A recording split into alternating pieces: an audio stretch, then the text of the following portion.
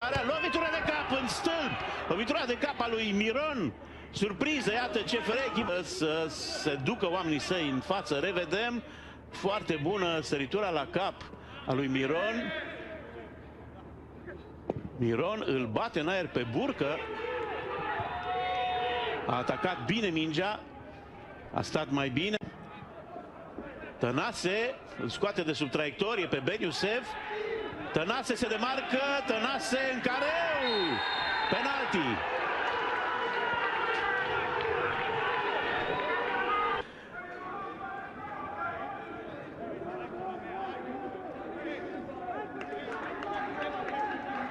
Da, este un contact la nivelul genunchiului, dar întrebarea este...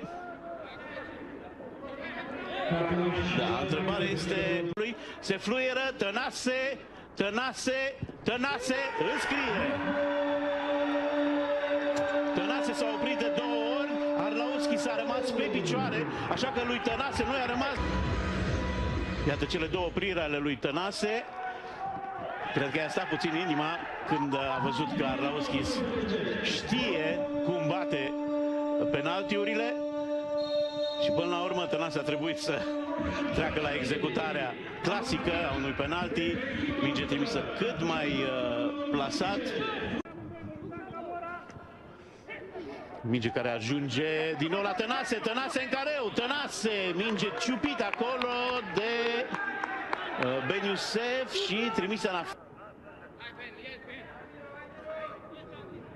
Da, își pune mâinile în cap. A încercat să protejeze minge. Miron din nou. Se lasă avantaj, intrarea lui Miron destul de tare la Debeliuh. Debeliuh rămâne întins pe gazon, faza continuă cu centrarea lui Deac și minge. Miron își calcă, am impresia, adversarul. Costache. Costache se întoarce cu fața spre poartă, coboară și Moruțan încă o dată. Șut în plasa laterală a lui Camora. În multe rânduri construcție, resursele existente și în primul rând pe calitățile jucătorilor clujeni. Pe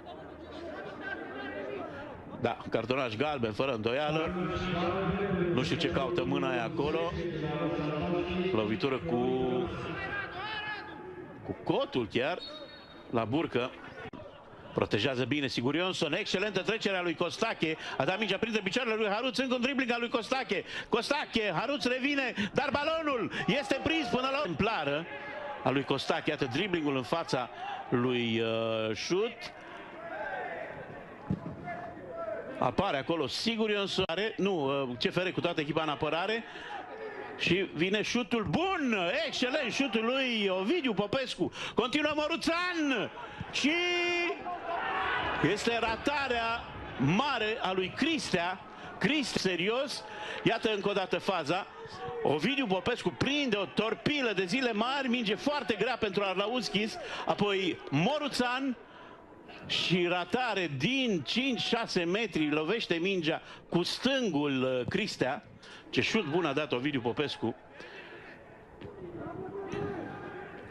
Mingea prinde și gazonul pentru FCSB.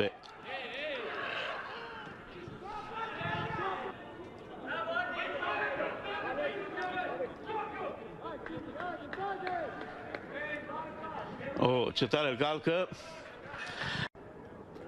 Pasă cu călcâiul lui Tănase, reușește Moruțan să ciupească această minge și este o minge, a avut ocaziile. Iată aici această acțiune în tandem cu încercarea lui Waidă de a trimite o scăriță și vine Sușici. Pasă bună a lui Deac, Sușici, unul dintre cei 2 oameni din față. Schimbă și FCSB. Petrescu în acest meci. Revine șut de la margine, centrare bună și vine șutul. Apărat foarte bine de Vlad, a fost șutul. Vedem aici intervenția bună a lui Vlad, care plonjează lângă bară, se întinde, împinge în picioare și reușește să evite golul. Jumătatea FCSB-ului, este un offside, scuze, este un foul și un foul.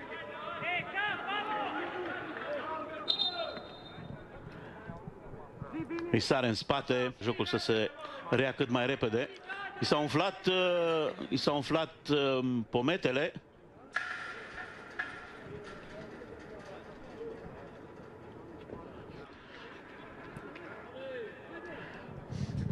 Este, dacă vreți, o imagine tipică.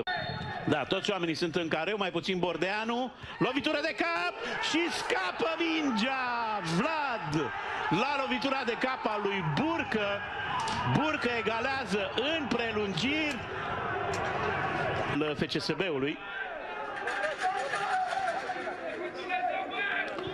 A sărit mingea aiurea din bucata aia de pământ. Nu e iarbă acolo.